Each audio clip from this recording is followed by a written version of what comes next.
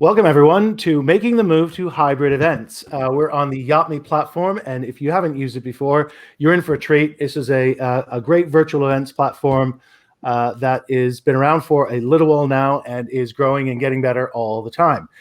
So I'm here with a panel to discuss our topic of moving to hybrid events over the next 25 to 30 minutes, and then we are going to break out into what we call mingle mode. This is the sort of main event mode that you can watch and ask questions. You're actively encouraged to use the chat. We'll try and pick up those questions along the way, and then if you don't want to answer or wait till to the tables, we've got a mingle mode at the end where each of us will be heading a table of 12 to 15 people, and you'll be assigned to a table, but you can move around just by clicking. And if we need to explain the user interface when we get to that point, then we can do so.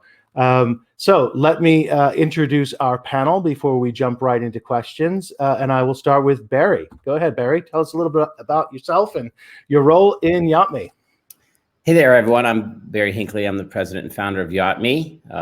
Many of you know Yotme is a technology platform that enables mostly nonprofits, but also brands and other organizations to produce impactful and effective and efficient in-person, hybrid, and virtual events. We've spent the last 15 months in the virtual world. We started doing our first events, we being Yotme, with Carnegie Hall last April. We work with Theo Epstein's foundation to be named later, and many other local and national nonprofits to help them power their events with very effective and impactful technology, part of which you are experiencing today in our virtual venue. So I look forward to being part of this important panel and hopefully answering questions for the audience about how to navigate the world of in-person, formerly in-person, virtual, and then back to what is widely considered to be a hybrid future. Excellent. Thank you. Jennifer, tell us a little bit about yourself and your company. Sure. I'm Jennifer Sapphire Whitman. I founded Sapphire Events in 2007. We work with nonprofit organizations and small businesses to produce fundraisers, conferences, branding events. We work with clients on a national level that are mostly based in the Boston area. We also work with several venues, including we manage the Cyclorama at the Boston Center for the Arts, their entire sales department, and a new venue, More Than Words. So we have been working over this last now 16 months to put on everything from 50-person intimate events to 3,000 attendee multi-day virtual conferences, and are gearing up for quite a bit in the future with both virtual, hybrid, and in-person. Right. Well, we're looking forward to tapping into your experience. Okay, Nick, tell us a little bit about yourself and what you do. Awesome, Kev. Thank you. Yeah, happy to be here. So I'm Nick DiBella. I'm the director of experience at StageEdge, which is an international production partner for events and content. In my role, I work very closely with our clients. I touch, if it's an event or video or animations, I'm typically very closely involved with those processes, helping our clients bring their vision to life from virtual events, hybrid events, live events, all through content, staging, and technology. So very excited to dive in here today. Okay, well, thank you very much. Right, so as everyone knows, we've went into the pandemic at varying rates. Each geography, each part of the country and the world was going in at different speeds, and we all sort of had to adjust to it. And then for quite a long time, we've been in it together. Now, different areas are emerging again at different speeds and in different ways. So we're sort of in this mixed economy of what we can and cannot do. Barry, in that context, and as we start to plan ahead a few months out, where hopefully we're looking at the pandemic with 2020 vision, I had to throw that in, then why would people still be looking at virtual and hybrid events rather than going completely back to in-person? In other words, what's the value, or what will we learn by doing these virtual events?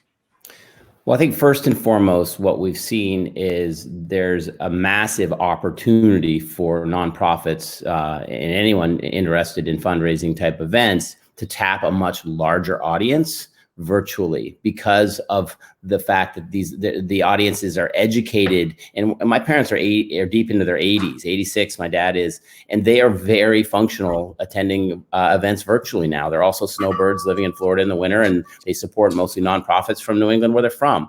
That was an audience that was untapped 2 years ago because they didn't know how to attend things virtually. The average age of a donor in the Boston area per a survey by the Salvation Army is 69.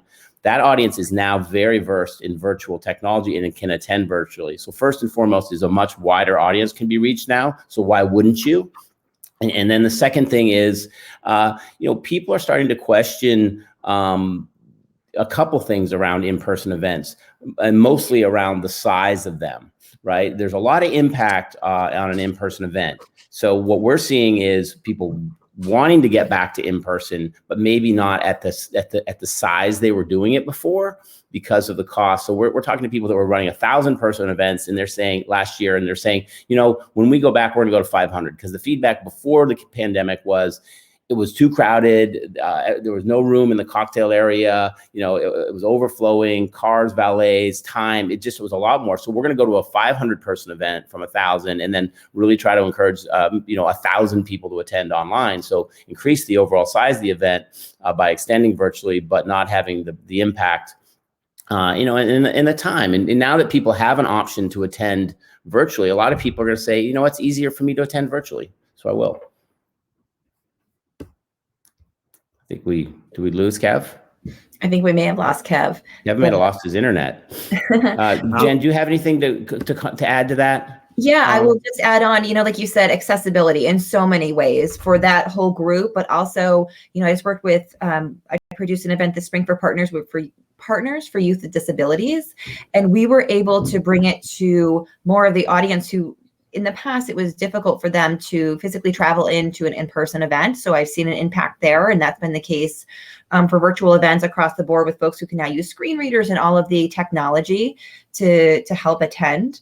And I've also told my clients that this is a great time, like you mentioned, Barry, to break their bad habits. So what in the event process do they do every year just because? And what can they change now and say, we're doing it virtually, we're doing a hybrid, and we're refreshing the event?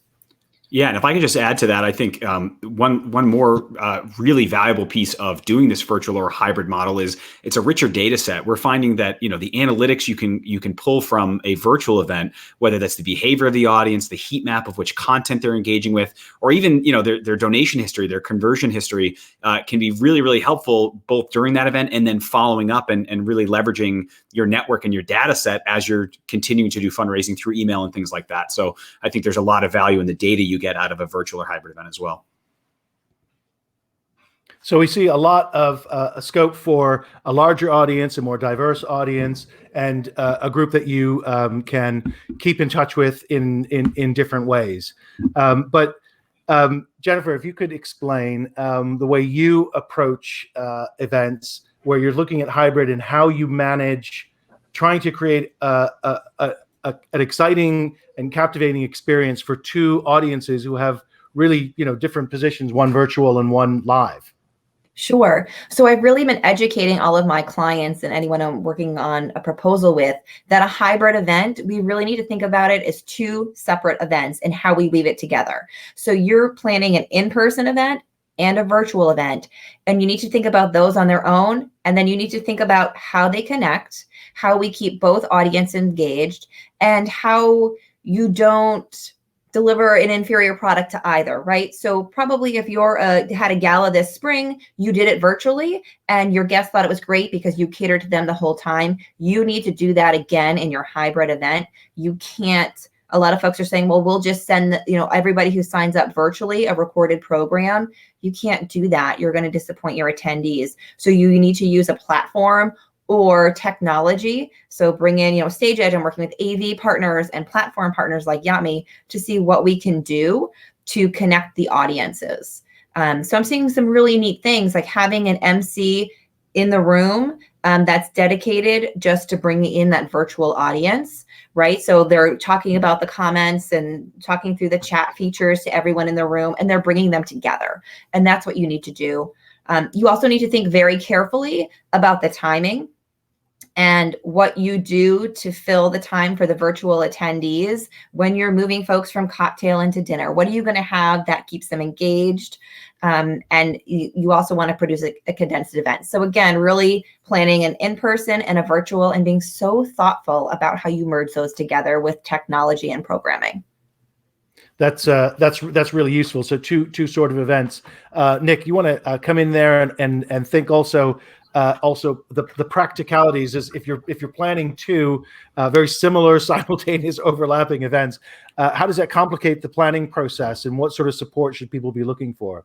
Yeah, I think Jennifer's right on the money with having it be these two distinct experiences, but it really is truly about bridging that experiential gap. And I think it's the practical reality of it is that, yes, you have two audiences interacting with your program in completely different ways. One is through a screen and one is in real time. And I think we look at it at two ways to bridge that experiential gap. The first being technology. Certainly platforms like Yotme that allow you to really engage with your audience in real time, but also the in-room technology. So bringing remote presenters in, gamifying what's going on, or even having virtual audience video feeds in the seats so that they can actually be part of that program.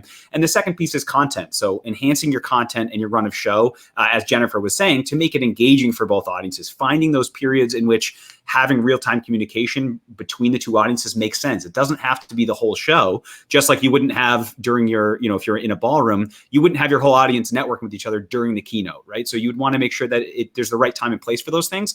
And then the last thing I'll say there is create virtual exclusive programming however you can. So for your audience who can't come to the ballroom or maybe doesn't feel comfortable coming to the gala, do something for them at home so that they can feel like they're getting an exclusive experience. Maybe it's a news desk that has one-on-ones with maybe your guest or your talent or your speakers, but something that makes it feel a little bit special and a unique experience that virtual audience can share together. Yeah, I love that. So again, two events, but bringing them together for a larger audience. Now, none of you in the panel would have been able to say this a year ago or 18 months ago, because we had to go through this process of learning. And I know, Barry, that you and your team have worked incredibly hard over the last few months, also adapting your product in this platform to new technologies. What have been the main things that you feel like, the main features that you've added that have helped people bring both the virtual and the live events together? What's been sort of the main key milestones on your development path over the last few months? Well, the most important thing is the virtual venue that we built here, and we built this venue for two reasons, two distinct things. First of all, when we all started, we're leveraging some type of an all of the above strategy between Zoom and YouTube, whatever we could figure out to pull it off.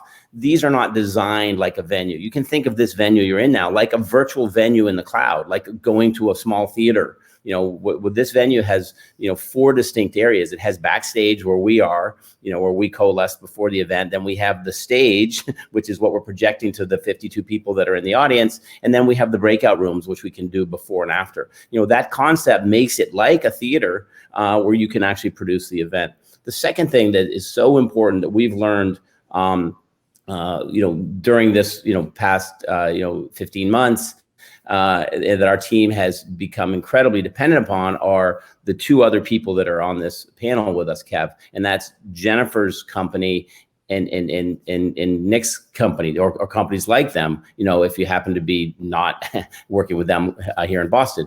And that is, you need someone to pull all the pieces together, because virtual events are a whole nother level of complexity. The amount of technology that have been required technology injected into pulling off a good hybrid event today is quantum leaps ahead of where it was 15 months ago, which means the customers have to have a tour guide to understand what those pieces are and to implement them. So you really need a good event production management company like Jen's company to pull it together. And wow, it was really important when events were virtual to have a good company like StageEdge that can pull together all the video. Let's just talk about video for a second. I mean, Nick talked a lot more, but when these things are hybrid and going forward, it is so important to have a good local technical partner, because if you're going to take any type of a video feed from a live audience, you can't wing that on a laptop. right? And the stakes are higher. The laptop experience was funny and fun in the beginning. People expect it to look like the 6 o'clock news now. If you're gonna get their that quality, if you're gonna maintain their attention, which means you need a company like StageEdge to pull all those video pieces together live, and then give us at Yami, which is the platform, the RTMP, the real-time message processing feed, so it looks really professional. That's been the big thing we've done at Yami, is set up to work with the gens, to work with the StageEdges, so we can pull these pieces together, because it's not amateur hour anymore if you want to play in the hybrid world. Yeah, Jennifer or Nick, do you have anything you want to add to that? I think, what Barry says, there's a lot of truth there. And what I think is interesting is, and I'm sure it was strategic on the Yotme side, is the panel that's here today are really the three pieces that I think are key to really pulling off a successful virtual or hybrid event. Like you have Sapphire events, Sapphire events, who is going to really help you facilitate the experiential side of things for those folks that are both in the room and virtual. You have the platform like Yotme, where you can actually engage your audience in real time, and then a group like StageEdge, who can manage all the technology and all the content that is required to make that experience be as engaging as possible. So I think, those are the pillars of providing any good event experience, whether it's live, in person, virtual, or some combination of the two. Mm-hmm.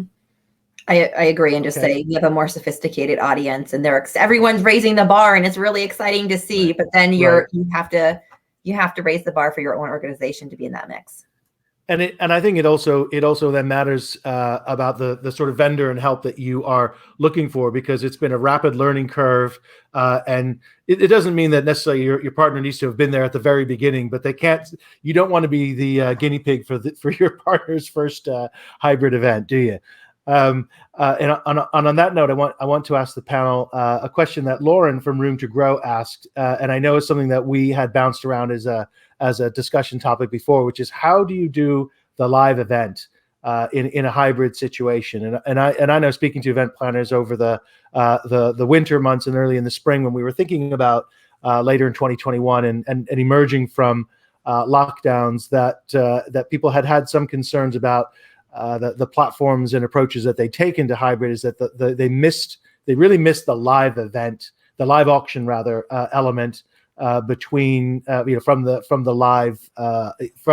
the in-person event. So how in this hybrid situation can you pull this off in a way which meets the criteria we've already set in this conversation, which is have two simultaneous events going on that are a great experience for both audiences? So Jennifer, I'll put that one to you first. Sure. So for live auctions, what I've been doing is researching not only what platforms are offering, but looking to traditional auction houses who have been doing this for a very long time. For years and years, they've had an in-person, you look at Christie's, Sotheby's, all of the local auction houses, they've had an in-person auction with bidders in the room, and they've always had online and phone representatives. So I've actually been speaking with and trying to learn from the different auction houses and do the research to see what methods are best, and then how I pair that with an option, like a technology option like Yotme.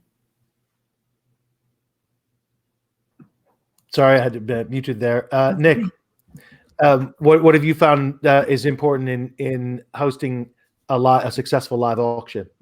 Yeah, I think Jennifer's spot on there. The challenge, certainly there's best practices from those who've been doing it a long time. And I think what we've found success in is leveraging platforms like Yotme for both the virtual audience and the folks in the room. So maybe it's a registration app, or there's a second screen experience that you're providing to that audience, and they're using the app to submit their donations or be part of the auction live as part of that process. That seems to be the best way to make sure that your data set is consistent. So the folks at home are using a platform, and the folks in the room are using the exact same platform. So all that data can live in the same place. And then what's interesting there is whether you're using the platform or your production and graphics team is then surfacing those donations and auction results in real time on the screen. So it can be a ticker, it can be a graphic, or as Jennifer said, having your live auctioneer call those things out in real time and say, Jane from home just donated $1,500.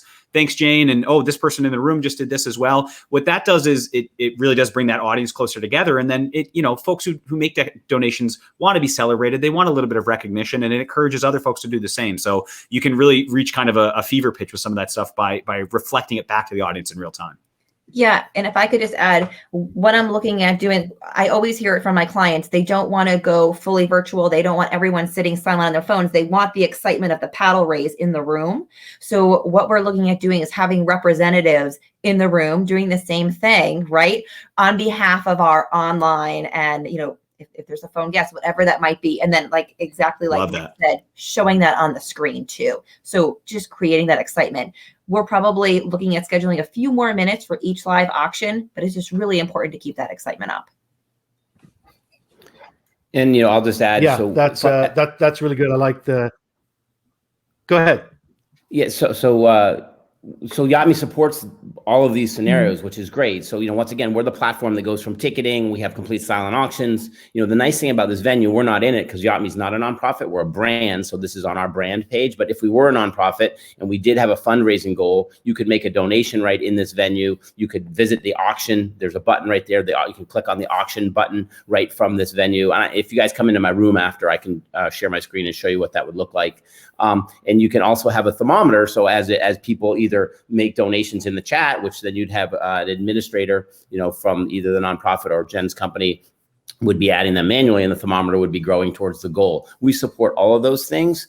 Totally agree with Nick and Jennifer in that the nice thing about these events is we can go live and then we can roll a video and go live. So, it's kind of a hybrid, another type of hybrid meeting. It's hybrid meaning some live and then some pre-recorded content. The nice thing about that is you can have an auction that might have been up for a week and it's rolling as a silent auction would roll and might close after the event's over. And then we can have another auction, the live auction during the event, that an auctioneer is bringing up the items, sharing his screen or her screen, showing the items, and people can bid online. They can bid in the chat, and then an operator would enter the bids, and then the operator would close that out and then send a link to the person in the chat, private chat, to complete the transaction. So, that's how we handle all that. And then the last thing, which is so important, when you have a good, like a stage edge and you have the live theater looking component of your MC, the paddle raise, the fund a need, fund a cause, call to the heart, call it what you will at the end, is always a huge fundraiser. And the fact that you can engage an in-person audience, but also draw from hundreds of people in a virtual audience really can get those numbers up. Because that can, Jen can and Nick can attest to that. That can be one of your biggest fundraising parts of the evening for sure. And enabling that. What's great about, sorry to speak over you there, Barry. That's great. I'm sorry. Go ahead. I'm done. You good, Nick? Kev? I'm good. Okay, so I think what I think is sort of moved beyond what we were originally saying about making it great for two audiences is actually seeing how, in some senses, the live experience can also enhance the virtual when you're talking about adding that energy of the live the live event. I hope, Lauren, that answered your question. And we're just a few minutes from breaking out into our tables. So I hope you guys all have more technical questions that you're going to put to us, and you'll be able to bounce between the tables if you want to speak to somebody in particular. But before we go to that, the last question I want to sort of put the feet to the fire and on the panel and see if we can summarize what some of the absolute essentials are when it comes to planning a hybrid event, things that you really should keep in mind. Nick, I'll start with you. What are the things that you tell your clients that if they're thinking about a hybrid event, these are must considerations, questions they have to answer? Yep, we have kind of three core pillars when it comes to producing a virtual or hybrid event, and it really translates to live as well. That's your team, meaning who's going to be supporting this, really every aspect of it, from the content production to the actual management of the stream and bringing in real-time presenters remotely, and even platforms like Yotme. I mean, the platform is so powerful. Do you have a deep bench of support staff that's working with you on the production side to help support that in any way you might need. And so that's certainly part of that. The second piece is the technology. So, is your stage have an LED behind it? Is it projection? Are you bringing in remote presenters? Those types of things. And then the final piece being content, which really ties into your show flow. And it may not sound like a technical consideration, but the tighter and clearer your run of show is, the more richly you can integrate that real-time communication technology and audience engagement throughout. So I think from the Stage Edge side, those are really the three things we constantly talk about, and making sure they're buttoned up as needed. And I think we're fortunate that we can bolt on wherever an organization needs us. If you're working with an amazing group like Sapphire Events, we can bolt on and just handle your production. If you're coming to the table saying, hey, we're using Yotme and we need some support, our guys are experts in that and they can jump on and support that as well. So it requires a lot of versatility on our team side, but as we all know, as this world of events is evolving, it does require wearing a lot of hats, and that's kind of our specialty. So those are really the three areas I think are most important. And Jennifer, I'm not sure if you have thoughts there as well. Yeah, I absolutely agree with you, Nick. Those are really important points. I think the other piece I'll add in that I work with my clients on a lot is messaging. Very clear messaging for both your folks that are going to be coming on site. What are your COVID cautious? That's the new term I'm using. What's going to happen on site so that folks are absolutely prepared and aware. And then the same thing with your guests who will be joining virtually, making sure that they're very clear about the technology, breaking it down, and then having tech support available for the entire time, that it is very clear they know who to go to and that they have support. And then, one last thing with a hybrid event, as we're talking about bridging the audiences, we have been sending out so many care packages and, swag boxes, gala boxes, and folks have been so excited to receive something in the mail that's tangible and makes them part of the event so that they can join in.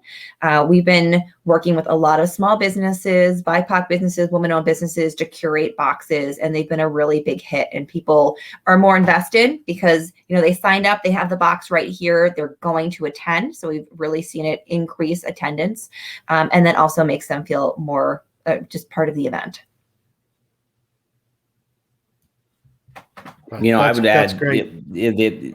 So we are only one of the pillars. We are the technology platform, right? And so where we have seen the mistakes happen is when